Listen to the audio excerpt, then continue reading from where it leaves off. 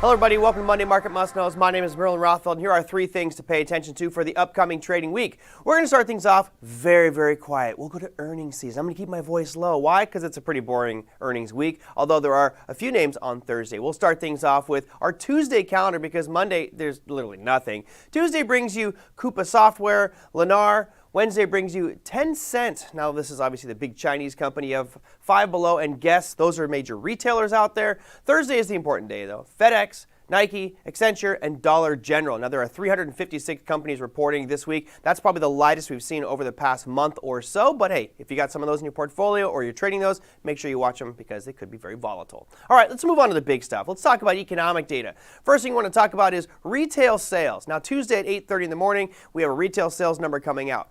We talked about this last month when the numbers came out, and there was a big surprise there. Notice that big blue box that showed up right there. That's telling us that the expectations were eclipsed by a large margin. They're expecting a small increase in retail sales, and we blew it out to the tune of 5.3% increase. Now you'll notice that has shifted. We have a small decline, actually looking like they're expecting a contraction in retail sales.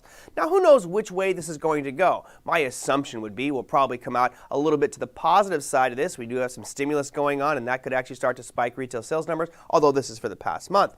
That said, what we really want to do is pay attention because at that moment in time that this number is released, there will be some market volatility. Good news is it's about 1 hour before the market opens, so you should be safe there. Now, our final piece talks about Federal Reserve. That's right. The Federal Reserve has a rate statement, an FOMC. That's the Federal Open Market Committee statement. That's at Wednesday at 2 p.m. Eastern Standard Time. Now, as you can see by this chart here, back in 2007, 8, and 9, we had a pretty sharp decline in rates. It was up over 5%. We went flatline from 2009 to 2015, and then we slowly started to raise rates from 2015 to 19. Followed by an abrupt sell-off, which is where we are today. You notice we've got that little flat line right around 25 basis points or 0.25 on the right-hand side of your chart. That's where we're expected to stay. No real surprise is coming there with regards to rates. What is important, though, is what happens after that rate announcement.